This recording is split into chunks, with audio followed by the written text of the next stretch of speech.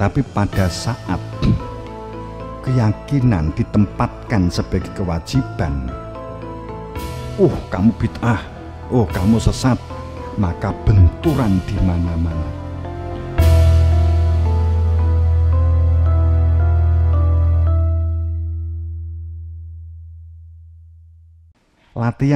Latihan duk, gitu. Mungkin masih bisa. Tapi ini wis tuwek, wis kebiasaan males dilakukan. Mbok tuturono kaya apa jempalian. Gitu. Beda cara nuturi niki wis beda. Gitu. Itu umur juga menentukan pola carane advis secara menasihati, kecuali kalau kita tahu persis bahwa dia terbiasa dengan rasional. Gitu. Itu berbicara tentang menyuruh menasihati untuk berada di dalam al-haknya. Hak di sini maknanya benar. Pertama, benar tujuan. Maksudnya itu mengenal tujuan, mengetahui dan mengenal tujuan hidup. Itu adalah al-hak. Kedua, mengetahui kebenaran yang menang. Dalam ayat ini, watawassaw bil haq, mengetahui dan mengenali keberadaan yang hak. Siapa yang hak? Yang berhak menjelaskan siapa? Menjelaskan tentang tauhid, menjelaskan tentang mati yang benar, menjelaskan tentang surga neraka. Ini siapa yang hak? Kan gitu. Saat kamu menjelaskan, kamu gunakan untuk bersandar. Karena kita bukan sebagai yang hak, maka kita bersandar gitu loh. Menurut guru saya, kan gitu kan. Menurut kitab ini, Al-Ghazali, permasalahannya Al-Ghazali kira Rasul apa bukan? Kan gitu permasalahannya. Kalau bukan, ya berarti pendapatnya kamu juga bisa berpendapat. Kan begitu kan? Faham maksud saya? Kan contoh begitu. Contohnya kan gitu. Sekali lagi saat kemudian mengetahui dan mengenali alamat aktivitas kita hidup berdunia ini, tahu alamatnya. Nek wis rogo itu nggak bisa dipakai, mulai kundi endi kan gitu. Itulah dikatakan watawassaw bil haq. Benar yang dimaksud.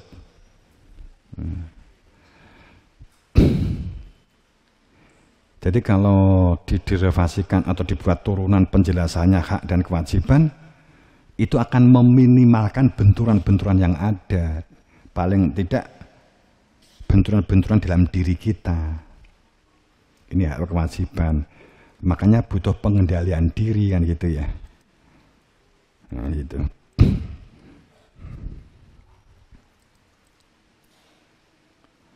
Tadi sudah.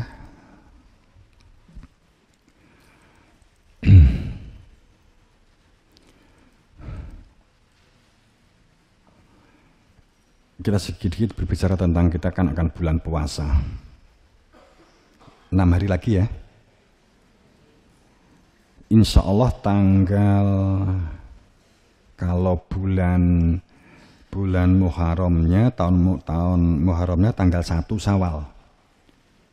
1 Ramadan, maaf, sorry. Engko kesenengan 1 Syawal malah poso.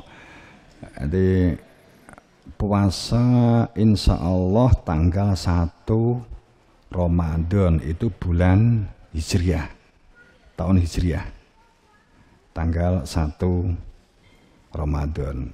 Riyayane tanggal 1 Syawal, kan itu. Ya. Jelas nggak keliru kan itu. Bulan Masainya insya Allah tanggal 22. Kalau nggak 22 ya 23. Kalau nggak 23 ya 24. Kalau nggak 24 ya berarti 21. Nunggu informasi pemerintah. Kita nunggu informasi pemerintah. Tapi kayaknya sih mungkin sama di 23 dari saudara Muhammadiyah sudah memencanangkan bahwa Ramadan itu tanggal 23 Maret.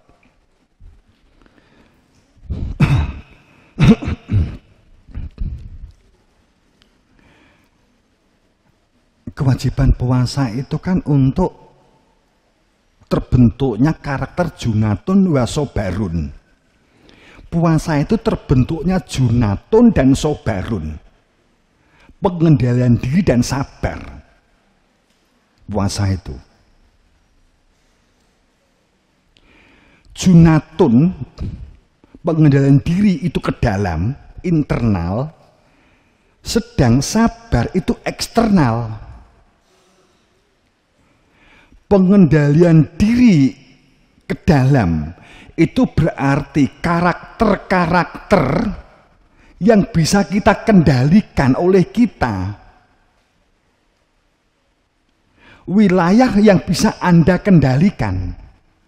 Sedang sabar itu perilaku yang Anda itu tidak bisa kendalikan. Maka kenapa ada puasa? Junaton, pengendalian diri. Ini kan berkaitan dengan ada kehidupan yang lahir, ada kehidupan yang batin. Jadi kehidupan itu, kalau kamu gak bisa membedakan ini antara junaton, kayak gitu ya, sama sobarun, kamu gak bisa membedakan ini antara wilayah internal dengan wilayah eksternal. Kamu selamanya akan mudah judek dalam kehidupan ini. Kamu akan menaruh harapan dan cita-cita setinggi langit yang pada saat tidak bisa dicapai, kamu akan mudah stres. Tidak akan dapat melihat fakta kehidupan diri kita.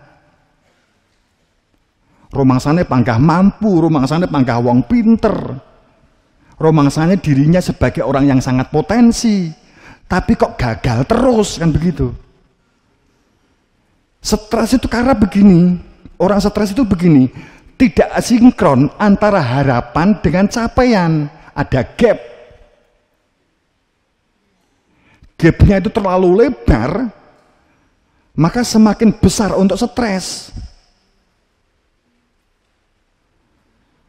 Saat kamu tidak mengetahui perbedaan antara perilaku internal dan perilaku eksternal, perilaku diri dan perilaku di luar diri, padahal tidak bisa dikendalikan oleh kamu.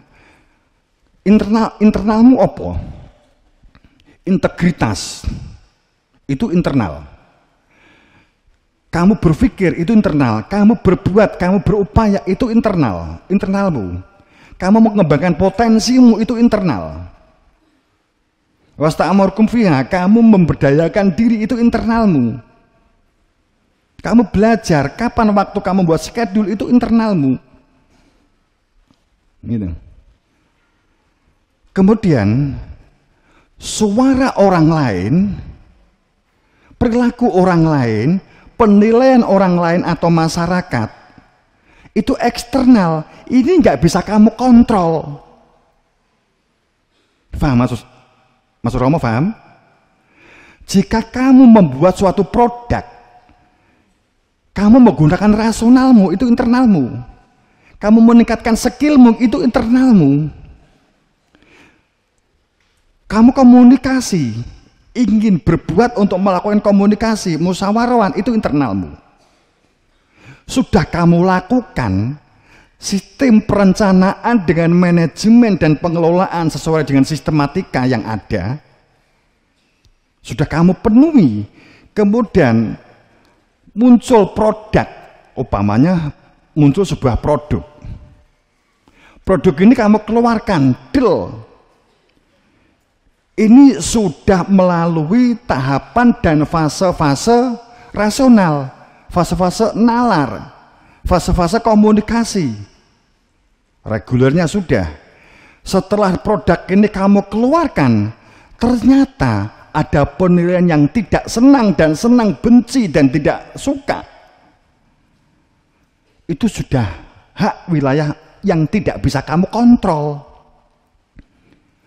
Jika kamu kebingungan mencari sebab hal di luar wilayah yang kamu nggak bisa kontrol, ini yang terus kamu perhatikan, kamu akan pusing, energimu habis. Sekali lagi, ini juga bisa menjadi stres.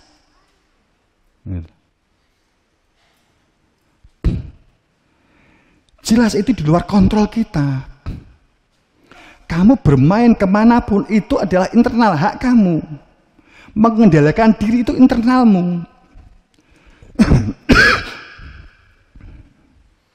Tapi kamu gak bisa menolak saat diajak orang lain. Kamu diajak orang lain, iki wis jam luwes songko jam, mestinya gini, ini kalau saya terus-teruskan, saya besok akan bolos. Saya tidak akan kerja. Diajak sekak, diajak ngobrol. Kamu gak ada sikap sepurone, aku mundur karena ini waktunya sudah malam. Kamu gak ada sikap, ini berarti kamu orang yang bergeraknya karena eksternal. Dengan kata lain, kamu gak tahu kewajiban dan hak. Dengan kata lain, kamu siap menjadi orang yang stres. Gitu loh. Paham maksud Romo toh? Gitu loh. Dengan kualitas stres yang berbeda-beda gitu loh. Kan orang-orang kualitas stres itu. Kualitasnya enek sing mung meneng, wong ngersulo ngeluh itu stres. Itu wong edan. Ini itu sebenarnya asli nih kan gitu loh. Gitu.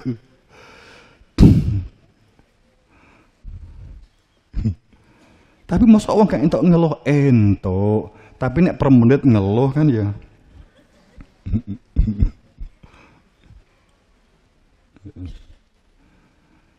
Itu nggak tahu hak dan kewajiban, nggak tahu wilayah eksternal dan internal.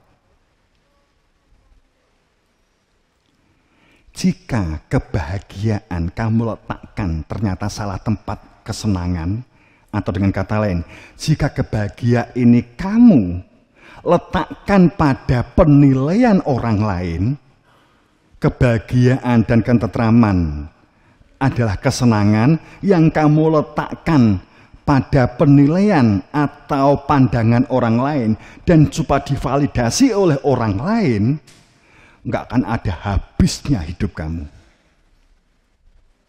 Faham maksud saya ini? Jadi kalau kita itu, saya bahagia jika dapat penilaian, pandangan, pengakuan, dan validasi dari orang lain. Dapatkan pengakuan dari A, dari B, kemudian kita ingin memvalidasinya gitu. Kadang banyak jamaah yang maaf, tapi bukan berarti saya mencekat. Matur ke Romo, itu terkadang memang tidak perlu jawaban, karena pertanyaannya adalah pertanyaan eksternal. Romo, tetangga saya itu sukanya Romo, sukanya itu ngerasani orang-orang lain itu Romo. Nah, terus apa hubungannya karo kowe? Ya kadang saya juga dirasani akhirnya begitulah. Terus karepmu piye? Pripun supados mboten ngrasani kula? Ya nggak bisa gitu loh.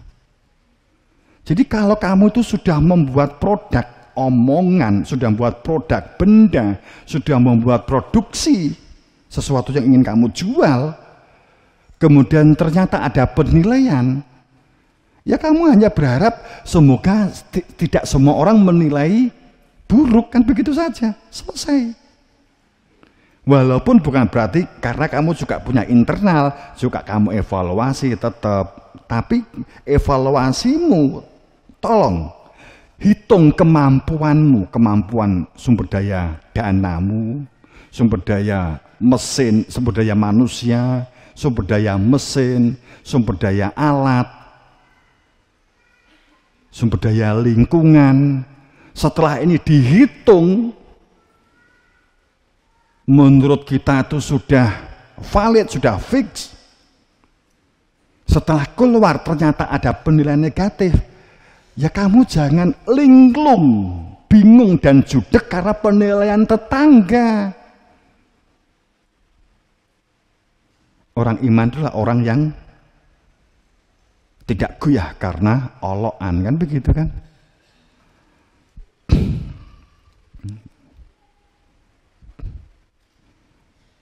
Banyak hidup manusia itu dikendalikan oleh kontrol di luar dirinya, sehingga mudah pusing, apalagi di zaman sekarang, ya.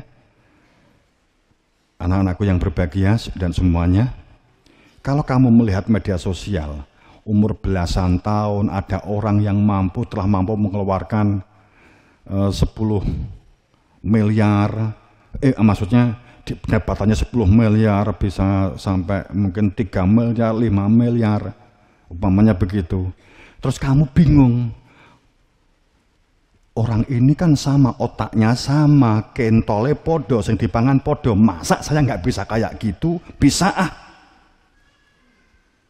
Oke. Tapi jangan digerakkan karena eksternal, itu adalah pandanganmu melalui media sosial, iming-iming yang diwujudkan dalam sebuah iklan atau oleh orang lain. Kemudian kamu larut. Apa jadinya? Kamu akan berbuat apa? Kenapa pinjaman jol,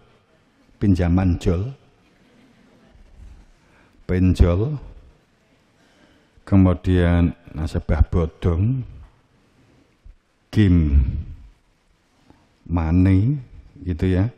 Kenapa itu laris banget? Masih banyak peminatnya. Karena banyak orang yang dikendalikan hidupnya oleh apa? Oleh kontrol di luar diri. Orang yang nggak tahu hak dan kewajiban dan orang yang dikontrol dari luar diri, itu uang nggak bisa pernah ngumpul. Boro-boro nabung, utang mesti. Jadi nek warga utang kula teng ngriki. Wis gak kena ditembak gitu. Sering ya golek penilaian orang lain ya. Kan gitu.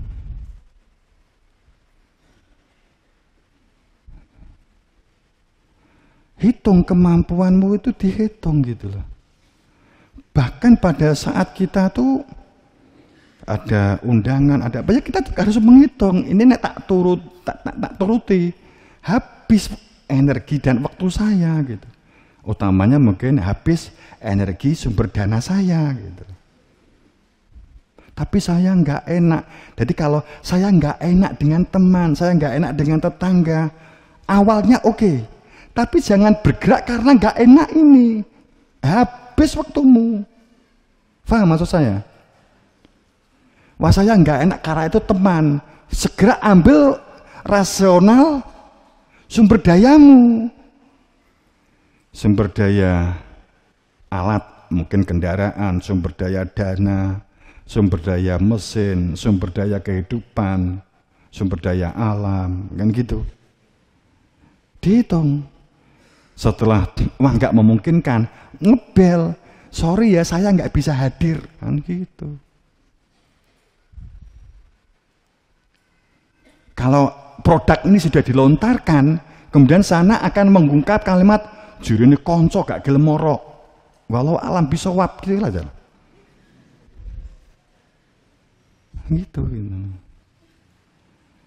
Koncomu sak sekolahan ki enek 400 supaya sing angkatan seperti saya dulu di SMA itu angkatan saya ada 400, di SMP itu ada 600. Kabeh manten ngundang saya entek.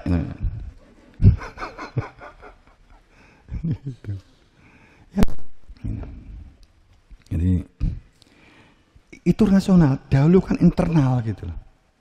Nggak ada habisnya.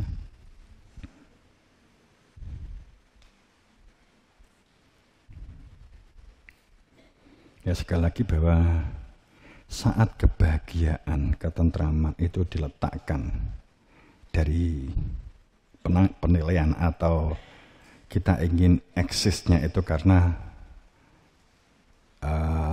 biar kelihatan sama validasi gitu ya, validitas, kita nggak akan ada habisnya. Energi Anda akan habis. Ini eksternal dan internal.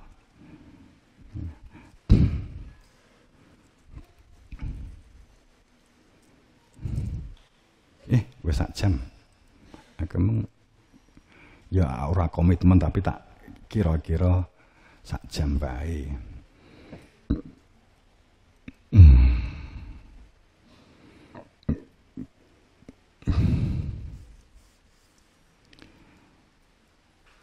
Orang yang lupa kepada Allah akan dilupakan kepada dirinya sendiri. Itu ya karena Allah itu bersama dengan kamu gitu loh, ya. Dengan orang lain kan Allah juga dia bergerak juga karena Allah kan gitu. Tapi Allah itu bersama dengan kamu. Tapi kalau kamu menghitungkan orang lain terus, belum tentu mereka bersama dengan Allah loh ya. Gak akan bergerak kan dengan Gusti Allah.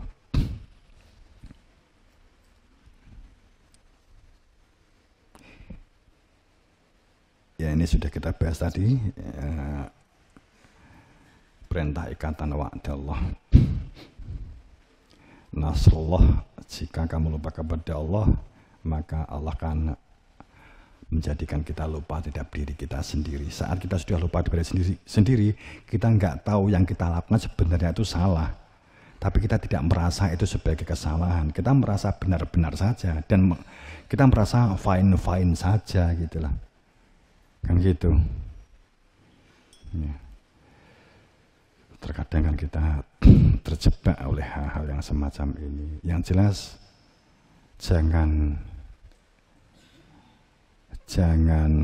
tergerus karena kamu seharusnya tidak ikut lomba lari tapi terpaksa kamu ikut lomba lari. Maka dilatih rasional, nalar. Sekali lagi, semua aktivitas yang kita lakukan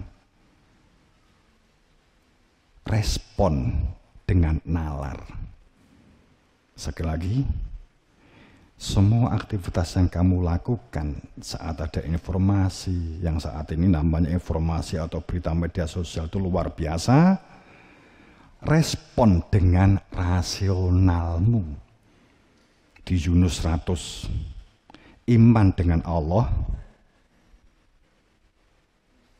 tidak ada linafsi karena linafsin, tidak ada satu keadaan jiwa seseorang itu iman kepada Allah kecuali dengan izinnya.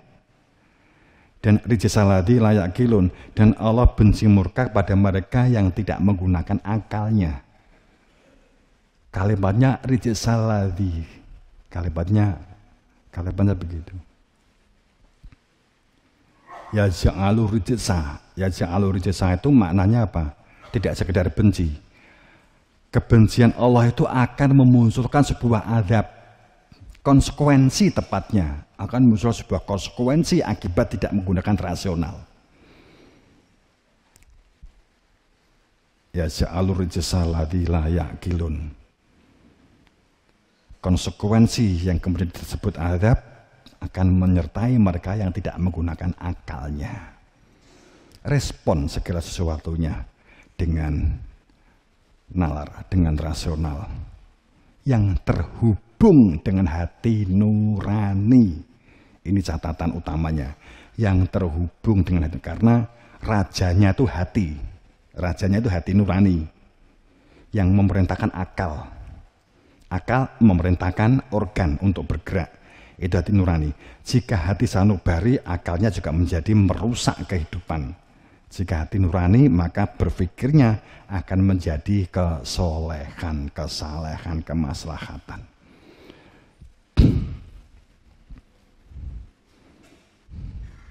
Ya.